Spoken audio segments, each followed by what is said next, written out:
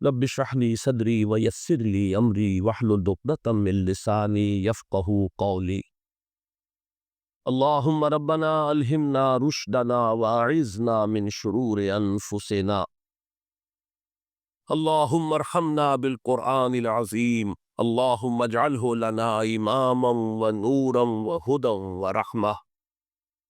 اللهم ذكرنا منه ما نسينا وعلمنا منه ما جهلنا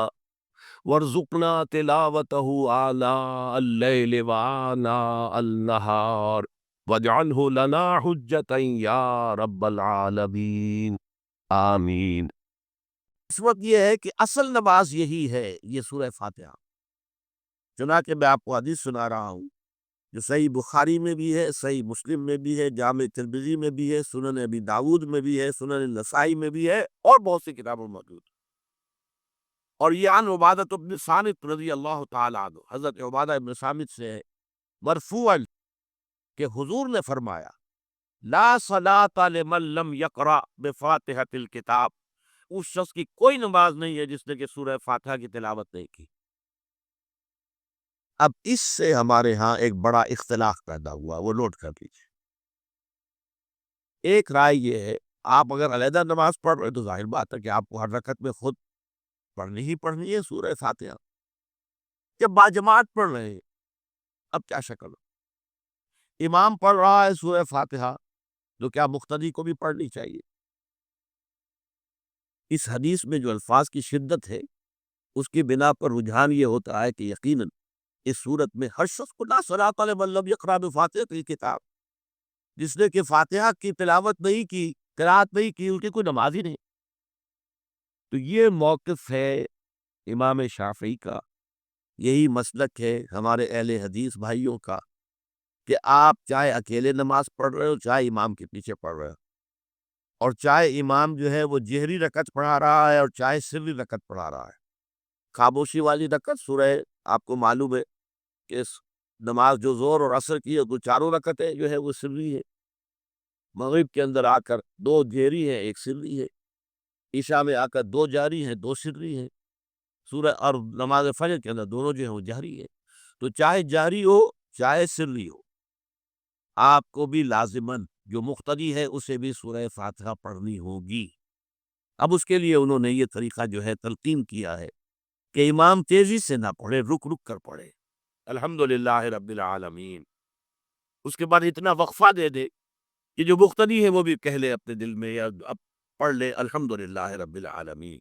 الرحمن الرحیم۔ یہ رک رک کر پڑھنا، خاص طور پر اگر آپ کو موقع ہوا ہو کسی اہل حدیث امام کی امامت میں نماز ادا کرنے کا، تو آپ دیکھیں گے کہ وہاں فرق ہے۔ ہمارے جو حنفی امام الحمدللہ رب العالمین الرحمن الرحیم مالک یوم الدین ایاک نعبد و ایاک نستعین، چار آیتیں جو ہے وہ بھی ایک ساتھ میں پڑھ جائیں گی،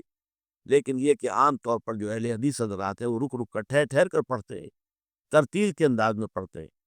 یا پھر دوسری شکل انہوں نے ایک اور کی ہے، یہ آپ سعودی عرب میں جب کبھی نماز پڑھیں گے اور آپ پڑھی ہو آپ نے، تو وہاں آپ دیکھیں گے کہ امام جو ہے وہ سورہ فاتحہ پڑھنے کے بعد کوئی 1 منٹ جو ہے خاموش رہتا ہے، تاکہ آپ اب جو مقتدی ہے وہ اس وقفے میں وہ اب سورہ فاتحہ پڑھ لیں، پھر وہ قرات کرے گا، کوئی اور آیات اس نے شامل کرنی ہے تو بعد میں شروع کرے گا، درمیان میں وقفہ ہو۔ لیکن ایک مسلک یہ، اور یہ مسلک جو ہے یہ در حقیقت قرآن مجید کی ایک آیت کے اوپر مبنی ہے۔ سورہ اعراف کے آخر میں فرمایا گیا وَإِذَا قُرِئَ الْقُرْآنُ فَاسْتَمِعُوا لَهُ وَأَنصِتُوا، جب قرآن پڑھا جا رہا ہو تو توجہ سے اسے سنو، خود خاموش رہو۔ اب یہ قرآن مجید کی آیت ہے، اس کے بنا پر ایک رائے یہ ہے کہ آپ امام کے پیچھے سورہ فاتحہ نہیں پڑھیں گے، پڑھا جا رہا ہے سنو اس کو، خود خاموش رہو۔ اور اس کے لیے وہ دلیل دیتے ہیں کہ یہ شکل ایک وفد ایسی ہے، جیسے کسی بڑی شخصیت کے پاس اگر آپ کا کوئی وفد جاتا ہے، 8-10 افراد ہے، ان میں اسپوکس مین ایک ہوتا ہے، وہ بات کرتا ہے، باقی سب لوگ موجود رہتے ہیں، سنتے ہیں۔ اسی طریقے سے امام جو ہے وہ گویا کہ آپ کا نمائندہ ہے، اور وہ پڑھ رہا ہے الحمدللہ رب العالمین الرحمن الرحیم مالک یوم الدین، تو امام کی قرات ہی آپ کی بھی قرات ہو گئی، گویا کہ اس آیت سے، اس حدیث سے اختلاف نہیں ہے، اس کی تعبیر سے اختلاف ہے کہ امام کا قرات کب لینا در حقیقت مقتدیوں کی طرف سے بھی قرات ہے۔ اس میں جو حنفی مسلک ہے وہ بہت سخت ہے، اور وہ یہ ہے کہ چاہے سری نماز ہو اور چاہے جہری ہو، ہر کسی بھی حالت میں مقتدی جو ہے وہ سورہ فاتحہ نہیں پڑھے گا۔ اب اس میں ذرا سا سوال پیدا ہوتا ہے کہ جہری رکعت میں تو اس آیت کا اطلاق ہو جائے گا کہ وَإِذَا قُرِئَ الْقُرْآنُ فَاسْتَمِعُوا لَهُ وَأَنصِتُوا، سری میں تو اس آیت کا اطلاق نہیں ہوتا۔ بہرحال یہ مسلک ہے، امام شافعی کا ایک انتہا پر ہے، ہر صورت میں سری ہو یا جاری ہو آپ کو پڑھنی ہی پڑھنی ہے، اور امام ابو حنیفہ دوسری انتہا پر ہے کہ چاہے سری ہو چاہے جاری ہو کسی شکل میں نہیں پڑھنا۔ امام مالک کا مسلک ہے درمیان میں، اور میں اس میں کوئی جھجک محسوس نہیں کرتا کہ میں آپ کے سامنے عرض کر دوں کہ میں اس پر عمل پیرا ہوں۔ وہ کیا ہے؟ جہری نماز میں خاموش رہو اور سنو، اس آیت کا اطلاق ہو جائے گا جب بلند آواز سے پڑھ رہا ہے امام تو پوری توجہ فَاسْتَمِعُوا لَهُ، اپنی پوری توجہ کو اس کے سننے کے اوپر مرکوز کر دو اور خود خاموش رہو۔ سری رکعت میں البتہ جبکہ وہ بھی خاموشی سے پڑھ رہا، آپ بھی خاموشی سے پڑھ۔ بہرحال ان چیزوں میں میں نے یہ سب کو بیان کیا ہے، تو اس سے جو میرا مقصود ہے وہ یہ ہے کہ معلوم ہو جائے کہ اس میں کوئی بڑی بنیادی بات نہیں ہے، نہ یہ کہ جو حنفی ہیں وہ اس حدیث کا انکار کرتے ہوں کہ لا صلاۃ لمن لم یقرأ بفاتحۃ الکتاب، کیسے بھی انکار کریں گے، اور نہ ہی کوئی جو حنبلی ہے یا اہل حدیث ہے وہ قرآن کی اس آیت سے جو ہے وہ اختلاف کر سکتا ہے کہ اذا قرئ القرآن فاستمعوا له وانصتوا، لیکن یہ کہ اس کے پھر اس سے جو احکام کا استنباط ہے اس میں اختلاف ہو جاتا ہے، تو اس کو نہیں سمجھنا چاہیے کہ یہ کوئی بہت بڑی اہمیت والی بات ہے۔ بات کہ جو فرض نماز ہے اصل اہمیت اس کی ہمارے ہاں عام طور پر مذہبی حلقوں میں، اور خاص طور پر جو ذرا متصوفانہ انداز کے رنگ کے لوگ ہوتے ہیں، وہ فرض کو تو بس ایسے ہی ادا کر لیتے ہیں جیسے بس اس کی کوئی اہمیت نہیں ہے، بلکہ بعض لوگ وہ بھی ہیں کہ جو فرض کو تب کر دیتے ہیں، نوافل پر سارا زور ہے، صرف رات کی نماز پر زور دیا جا رہا ہے، فرض نمازوں یہ ہم نے دیکھے ہیں، ایسے لوگ بالفعل دیکھے ہیں۔ یہ تمام چیزیں جو ہیں در حقیقت اس پھر راہ نبوت سے انسان کو ہٹا دینے والی، فرض کتنا فرض، نفل کتنا نفل، نوافل کے بارے میں جو جو جو ہے شریعت سے ثابت ہے، وہ تہجد بھی نافلۃ لک، حضور کے لیے تو لازم تھی، باقی کے لیے لازم نہیں ہے، جو قیام اللیل شروع میں تھا وہ لازم نہیں ہے۔ ہاں رمضان مبارک میں اس کی تشویق ہے، ترغیب ہے، وہ خاص ایک مہینہ ہے، اس میں دن میں کھانا پینا جو ہے وہ حرام کیا گیا، تو رات کو 2/3 رات یا 1/3 کم سے کم 1/3 رات جاگو اللہ کے قرآن کے ساتھ، اللہ کی کتاب کے ساتھ۔ تو یہ اصل میں جو توازن ہے یہ جو ہے بہت ضروری ہے۔ ارأیت اذا صلیت الصلوات مکتوبات، حضور آپ نے دیکھا، غور فرمائیے کہ اگر میں جو فرض نمازیں ہیں وہ ادا کر، اب مثلا ایک حدیث مجھے اور یاد آئی،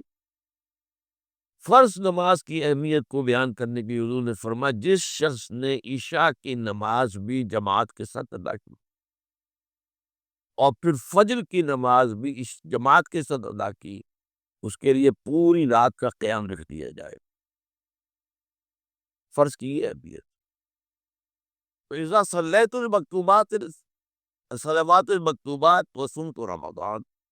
اور میں روزہ بھی رمضان کے روزے رکھ لوں، باقی روزہ رکھنا آپ کی مرضی پر ہے، رکھے ٹھیک ہے، لیکن وہ لازم نہیں ہے۔ نجات کے لیے لازم جو بیس لائن ہے، وہ جو عبادات فرض، اس کے بعد جتنا آدمی اضافہ کر سکے، حالات کو بھی دیکھے۔ بعض حالات ایسے ہوں گے کہ اس میں اصل اہمیت جہاد کی ہو جائے گی، قتال کی ہو جائے گی۔ اب ایسا حال بھی ہو سکتا ہے کہ اسلامی نظام قائم ہے، اسلامی حکومت قائم ہے، نظام خلافت قائم ہے، تو اب قتال کا معاملہ جو وہ حکومت کے ذمہ ہے، حکومت انتظام کرے گی۔ اگر کہیں 10,000 آدمی چاہیے، 10,000 آدمی نکل آئے جانے کے لیے، تو باقی آرام سے گھر میں سوئیں یا نوافل پڑھے، ساری رات کھڑے رہے، ٹھیک ہے، یہ تقرب بالنوافل کا موقع ہوگا۔ لیکن اگر اللہ کا دین جو ہے وہ مغلوب ہے، پامال ہے، اسے پاؤں تلے رودا جا رہا ہے، شریعت کی دھجیاں بکھیری جا رہی ہیں، عوامر کا استہزاء ہو رہا ہے، اور جو منکرات ہیں ان کی تبلیغ ہو رہی ہے، اس وقت آدمی نوافل میں لگا رہے، وہاں تو فرض ہو جائے گا امر بالمعروف نہی عن المنکر، جہاد، اس کی جو بھی تقاضے ہو، اس وقت سارے تقاضے اس کو بیان کرنے کا موقع نہیں، اس اصل سے کو اس فرض کو ترک کر کے نوافل میں لگیں گے، یہ نوافل منہ پر نہیں ماری جائے گی۔ اس کو بہت زیادہ نمایاں کرنے کے لیے میں مثال دیتا ہوں، ذرا سوچئے، جب دامن احد میں معرکہ جاری تھا اور صحابہ کی جان پر بنی ہوئی تھی، خود حضور کی جان پر بنی ہوئی تھی، آپ کو معلوم ہے آپ زخمی ہوئے ہیں اور اتنا خون آپ کا بہہ گیا ہے کہ آپ بے ہوش ہو گئے اور خبر اڑ گئی کہ آپ کا تو انتقال ہو گیا، شہید ہو گئے۔ اس وقت اگر کوئی شخص مسجد نبی میں بیٹھا ہوا درود کی تسبیح پڑھ رہا ہو یا کوئی اور نوافل ادا کر رہا ہو یا قرآن پڑھ رہا ہو، تو اس کے بارے میں کیا حکم آپ کا ہو؟ پکا منافق، حالانکہ کام تو وہ اچھے کر رہا ہے، درود کی کتنی فضیلت آئی ہے، اور نوافل ہے یا قرآن کا پڑھنے کا ایک ایک حرف کا 10 نیکیوں کا ثواب ہے۔